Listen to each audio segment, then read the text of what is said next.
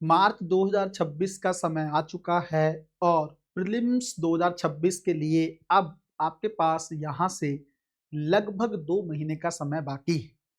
तो मार्च में वो कौन सी गलतियां हैं जो आपको छोड़ देनी चाहिए, कौन सी ऐसी वीकनेस हैं जिनको लेकर आपको काम करने की जरूरत है, उनको हम लोग इस वीडियो में डिस्कस करने की कोशिश करेंगे।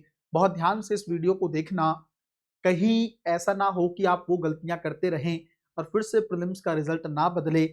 इसलिए बहुत ध्यान से हर एक पॉइंट को समझने की कोशिश करना।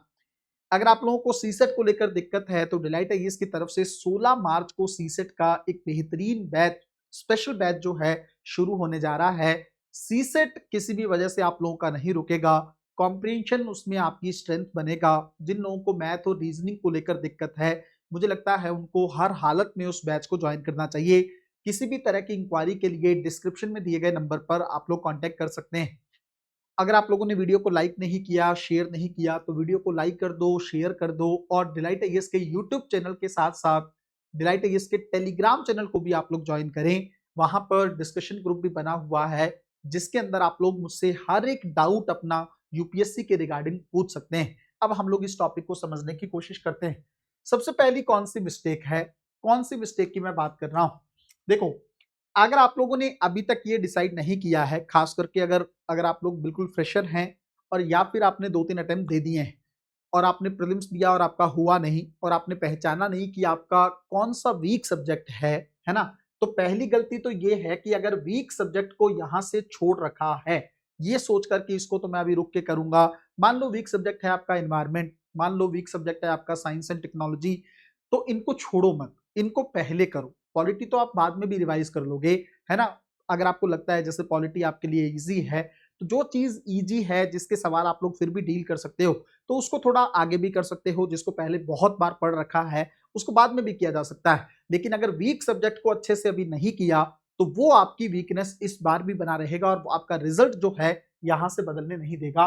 दूसरी चीज अगर मैं आप लोगों को बताऊं तो यहां से ये है कि अगर आपने बैकलॉग चीजों को लेकर बना के रखा, जैसे, और ये बैकलॉग दोनों तरह से हो सकता है। पहला, स्टैटिक कंटेंट जो भी आप लोग पढ़ रहे हैं और आपने छोड़ रखा है कि नहीं अभी मुझे हिस्ट्री में ये कुछ पढ़ना है, इकोनॉमी में मुझे ये करना है, पिछले साल से आप कहते ही चले आ रहे हो और अभी तक आपने उन चीजों को उठाया नहीं। जैसे for example old NCERT history की जो है, आपने अगर सोच रखा है कि नहीं नहीं इसको तो मैं बाद में पढ़ूंगा, अगर बैकलॉग हो रखा है। दूसरा, करंट अफेयर का अगर आप लोग बैकलॉग लेके चल रहे हैं कि नहीं इसको तो बाद में करेंगे, लास्ट के 20 दिन में, 15 दिन में, 1 महीने में, तो फिर आपको दिक्कत हो सकती है। मार्च वो मंथ है जिसके अंदर आपको सारा बैकलॉग खत्म करना पड़ेगा, चाहे वो स्टैटिक का हो, चाहे करंट अफेयर का हो, चाहे आपने कोई नोट्स बनाने को लेकर काम करना हो, वो सब कुछ आपको इसी के अंदर करना है। तीसरी चीज ये है, कुछ नया पढ़ने से अभी बचना है, कुछ भी नया नहीं करना है। यहां से करंट अफेयर को छोड़ दो, करंट अफेयर तो देखो थोड़ा बहुत अपडेट करना ही पड़ेगा, 20 से 25 अप्रैल तक आपको उसको पढ़ना है। लेकिन उसके बाद, उसके अलावा अगर मैं आपको कहूं, जैसे मान लो अभी इस समय आप कोई भी सब्जेक्ट है, हिस्ट्री की कोई नई किताब उठा लो, इकोनॉमी की कोई नए नोट्स उठा लो, है ना, ज्योग्राफी को लेकर कुछ और ही पढ़ने लगो, ये सब मत करो, है ना। मान लो कोई वीडियो में आपको यूट्यूबर है या कोई टीचर है, वो एकदम से आपको कह दे कि ये नई जो है बुक है ज्योग्राफी के पॉइंट ऑफ व्यू से, आप इसको पढ़ लो, और इवन आपने जो स्टैटिक रिसोर्सेज पहले यूज किए हैं उसको छोड़ के आप किसी नए सब्जेक्ट की तरफ जाते हो, तो कंटेंट की तरफ जाते हो, तो आपको बहुत दिक्कत हो सकती है। क्योंकि वो कंटेंट हो सकता है आप पढ़ भी लो अगले अगले 15 से 20 दिन में, लेकिन आप उस कंटेंट को रिवाइज नहीं कर पाओगे, इस बात को ध्यान रखना। और जो चीज रिवाइज ही नहीं होगी उसका कोई मतलब ही नहीं है पढ़ने का, है ना। चौथी चीज, अगर आप लोगों ने सीसेट को हल्के में ले रखा है, ये अपने आप में एक बहुत बड़ी चीज है ना। सीसेट आपके लिए बहुत इंपॉर्टेंट फैक्टर है। अगर सीसेट नहीं हुआ तो फिर आपका जीएस निकल भी गया तो उससे क्या मतलब। आप लोगों ने इस बार भी एक मार्कशीट देखी होगी, एक स्टूडेंट है, उसके शायद 110 के आसपास नंबर हैं जीएस में, लेकिन सीसेट में उसके मार्क्स जो हैं 65, 65, 66 मार्क्स आपको चाहिए होते हैं, लेकिन सिर्फ आप एक ही मार्क्स के से चूक गए हैं। तो आप सोच के देखो कितना पेनफुल ये सिनेरियो आप लोगों के लिए रह सकता है कि जीएस में तो आपने कट ऑफ को क्वालिफाई कर लिया, लेकिन आप सीसेट के चलते बाहर हो गए। तो अभी भी समय है, अगर आप लोगों को सीसेट करना है, मैं फिर से कह रहा हूं, डिलाइट आईएएस पर 16 मार्च से बैच शुरू होने वाला है। सिस्टमैटिक तरीके से आप लोग इतना कर लोगे कि आपका जो है सीसेट रुकेगा नहीं। तो खुद से नहीं कर सकते तो क्लास के थ्रू कर सकते हो, और अगर आपको क्लास नहीं करना है तो खुद से कम बहुत अच्छे से काम करके इस चीज को वीकनेस से स्ट्रेंथ में बदल दो। पांचवी चीज ये है कि अगर आप लोग टेस्टिंग नहीं कर रहे हैं, है ना, जैसे मान लो आपने पढ़ा, दो चीजें बहुत जरूरी हैं, एक है आपका रिवीजन और एक है आपका टेस्टिंग, है ना, दोनों चीजों पे आप लोगों को काम करना होगा। अगर कोई चीज पढ़ी है उसको रिवाइज नहीं किया, आप कहेंगे सर क्या एक रिवीजन से काम चल जाएगा? नहीं चलेगा। एक रिवीजन कम से कम 5 मिनिमम है ये। आप कोई भी किताब उठा लो, इस साल फ्रेश की बात कर रहा हूं मैं, ऐसा नहीं है एनसीईआरटी को आपने पहले 3 बार पढ़ रखा है तो 2 बार इस बार पढ़ लिया तो 5 हो गया, ऐसे नहीं। इस साल के लिए फ्रेश माइंडसेट से आपने क्या 5 बार किताबों को दोहराया कि नहीं दोहराया? क्योंकि इतना सारा फैक्ट होता है, इतनी माइन्यूट चीजें होती हैं, इतनी बारीकी होती है प्रीलिम्स को लेकर, अगर उसको आप बार बार नहीं पढ़ेंगे तो वो चीजें आपके माइंड से 100% स्किप हो जाएंगी।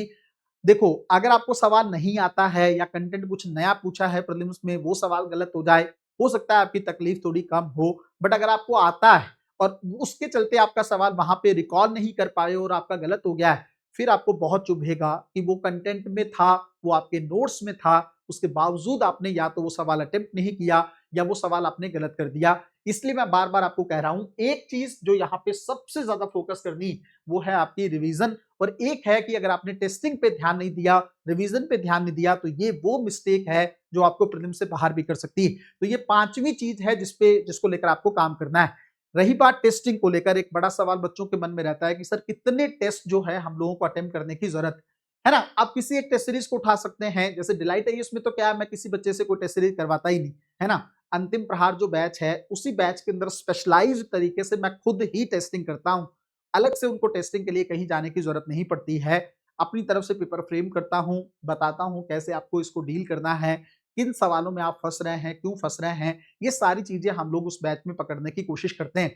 पर जो बच्चे नहीं हैं उस बैच में, उनका क्या, आप किसी भी एक संस्थान की टेस्ट सीरीज को उठा लीजिए, बट आप कोशिश करो कि 50-50, 60-60, 70-70 टेस्ट करने की जरूरत नहीं है, और टेस्ट कर लो।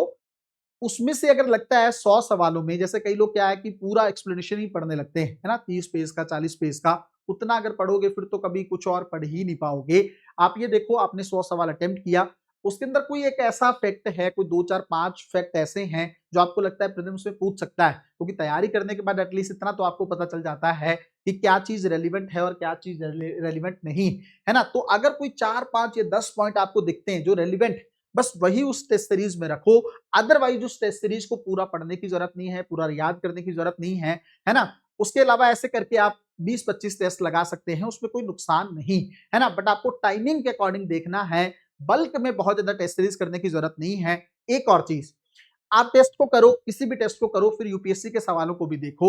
ये ना हो कि कोई स्पेसिफिक टेस्ट सीरीज एक स्पेसिफिक धर्रे पर चल रही है और आप उसी माइंडसेट के साथ यूपीएससी के पेपर में चले जाओ, और जो टेस्ट सीरीज करती है, मान लो वो करती है कि ऑल ऑफ द अबव को सही करती, तो आप वही करते चले जा रहे हैं, वही करते चले जा रहे हैं। मान लो उसके अंदर सिर्फ पेयर्स वाले सवाल हैं, तो आप सिर्फ पेयर्स के लिए ही प्रिपेयर हैं। अगर इस तरह की चीज आपके माइंड में आ गई तो फिर आपका पेपर गलत होना तय है।